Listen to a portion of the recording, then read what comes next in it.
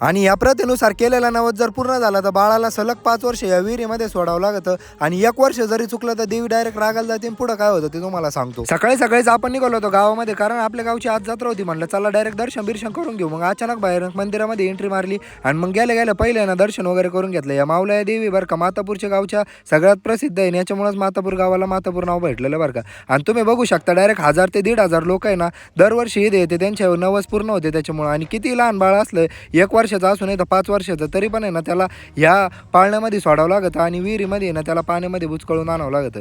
त्याच्याशिवाय नवस फेडता येत नाही. आणि तुम्हाला तर माहिती आहे आपले पेपर होते पण म्हणून आपल्याला जत्रा काय भेटली नाही. पण आज कुस्त्या होते, मग डायरेक्ट अचानक भयानक तिथे येऊन प्रकट झालो. गेल्या गेल्या फॅन फॉलोअर्स भेटले, त्यांना मस्तपैकी व्हिडिओमध्ये घेतलं.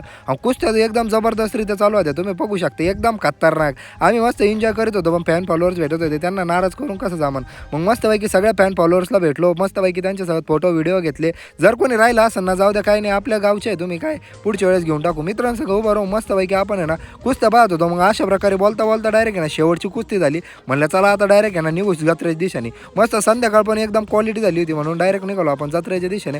म्हणलं आता जत्रा बित्रा सगळे ना एकदम भयंकररित्या फिरून घेऊ. आणि मग मस्तपैकी जत्रा बित्रा एकदम भारी भरलेली होती. बाकी तुम्हाला उन्हातानाचे एवढे भारी भारी ब्लॉग बघायचे असेल ना मुकुल सागळेला पटकन फॉलो करून टाका. संपला विषय.